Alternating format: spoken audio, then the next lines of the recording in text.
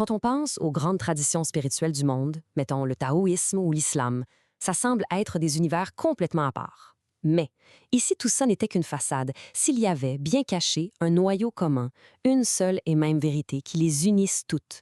Pour aller au fond de cette idée-là, on va se plonger dans un livre vraiment fascinant d'un penseur français, René Guénon. Le titre, c'est Aperçu sur l'ésotérisme islamique et le taoïsme. C'est lui qui va être notre guide pour décortiquer cette vision assez audacieuse des choses. Bon, allons-y, plongeons direct dans le cœur du sujet. La question de Guénon, elle est là. Son idée, au fond, c'est que tout ce qu'on voit, les religions qui ont l'air si différentes, avec leurs propres rituels, leurs propres lois, ce serait juste l'emballage extérieur qui protège une seule et même vérité. OK, pour bien saisir sa pensée, Guénon utilise une image toute simple mais vraiment puissante. C'est la métaphore de l'écorce que du noyau. C'est vraiment ça, la clé pour tout comprendre. Alors on commence par l'écorce. Guénon appelle ça l'exotérisme. Pensez à tout ce qui est visible dans une tradition, les lois, les rituels, les prières, bref, tout ce qui est accessible à tout le monde. C'est ce qu'il appelle la grande route. C'est le chemin que tout le monde peut suivre, ça donne un cadre, une protection. Et puis, à l'intérieur de cette écorce-là, il y a le noyau. Ça, c'est l'ésotérisme. C'est la vérité profonde, la connaissance directe de la réalité.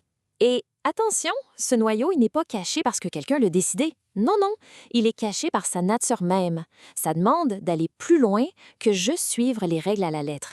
Et on va voir, cette image de l'écorce et du noyau, c'est pas juste une belle idée en l'air. Guénon nous montre que ça s'applique très concrètement dans la tradition islamique, où ces deux aspects portent des noms bien spécifiques. Et là, ça devient super clair. D'un côté, on a la charia, c'est la loi extérieure, la grande route. Imaginez un cercle, c'est la circonférence, là où tout le monde se trouve. Et de l'autre côté, au centre même du cercle, on a la hakika. Ça, c'est la vérité intérieure, le but ultime. La charia, c'est comment agir. La hakika, c'est le pourquoi. C'est la connaissance qui donne un sens à tout ça. Bon, la question qui se pose, c'est bien beau tout ça, mais comment on fait pour passer de l'écorce au noyau, de la circonférence du cercle à son centre? Eh bien, Guénon nous explique qu'il y a un chemin pour ça. Ce n'est pas quelque chose qui arrive comme ça, d'un coup. C'est un parcours en 3 étapes. Tout commence avec la charia, la base, le fondement pour tout le monde. Ensuite, à partir de là, on peut s'engager sur ce qu'on appelle une tariqa, qui veut dire la voie, le sentier. C'est la méthode, le chemin qui part de l'extérieur pour aller vers l'intérieur. Et le but final, c'est d'atteindre la hakika, la vérité, au centre. Et là, attention, Guénon insiste sur un point qui est super important et qui est souvent mal compris, surtout ici en Occident. Ce parcours initiatique, ce n'est pas du tout la même chose que ce qu'on appelle le mysticisme. La différence est vraiment fondamentale. La voie initiatique, c'est quelque chose d'actif. Ça demande une méthode précise, une tariqa. Ça demande un maître, un cheikh pour guider. Et ça demande une chaîne de transmission, une silsila, pour garantir que l'enseignement est authentique. Le mysticisme, à l'inverse, c'est vu comme quelque chose de passif, de spontané. C'est une expérience qui peut arriver à quelqu'un d'isolé, sans méthode, sans transmission. Et cette citation, elle est magnifique. Elle illustre bien l'idée.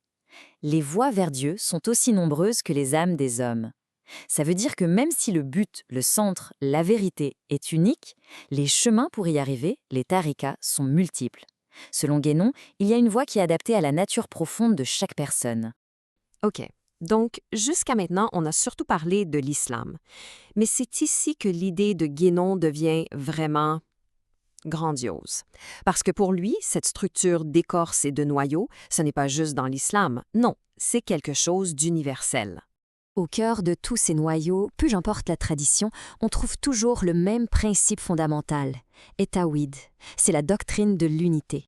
C'est l'idée que la réalité, à son niveau le plus profond, est une. C'est ça le but de toutes les démarches ésotériques. Et Guénon résume ça avec une formule aussi simple que percutante. La doctrine de l'unité est unique. En arabe, at-tawhidu wahidun. Autrement dit, les emballages, les écorces peuvent varier à l'infini, mais la doctrine au centre, elle, est une et la même, partout, tout le temps. Et pour prouver que ce n'est pas juste une théorie, Guénon ne s'arrête pas là. Il fait un parallèle absolument fascinant avec une toute autre civilisation à l'autre bout du monde. Regardez bien ça. Le parallèle qu'il fait est saisissant.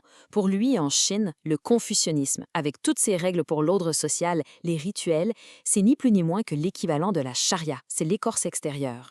Et le taoïsme, qui est une quête de l'harmonie avec le grand principe, le Tao, eh bien c'est la contrepartie parfaite de la hakika, le noyau ésotérique. C'est fou, non? Deux civilisations qui n'ont rien à voir en apparence, mais qui ont la même structure de fond. Ce savoir intérieur, ce noyau, ce n'est pas juste de la philosophie abstraite, là. D'après Guénon, ça inclut aussi ce qu'il appelle des sciences traditionnelles. Des choses comme la science des nombres ou la science des lettres, des sciences qui sont censées dévoiler la structure cachée du monde.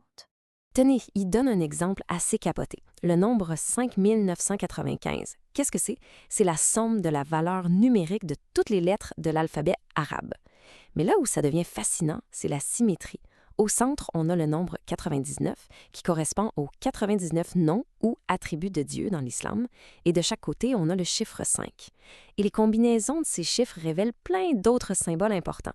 Pour Guénon, ça ne peut pas être une coïncidence. C'est la preuve d'un ordre mathématique, divin, caché dans la structure même de la langue.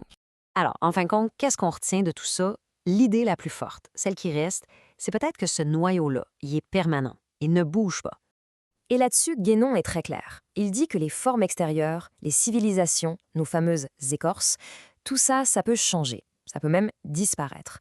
Mais le noyau, la vérité intérieure, elle n'est pas historique. Elle est métaphysique. Ça veut dire qu'elle est éternelle et que le temps n'a aucune prise sur elle.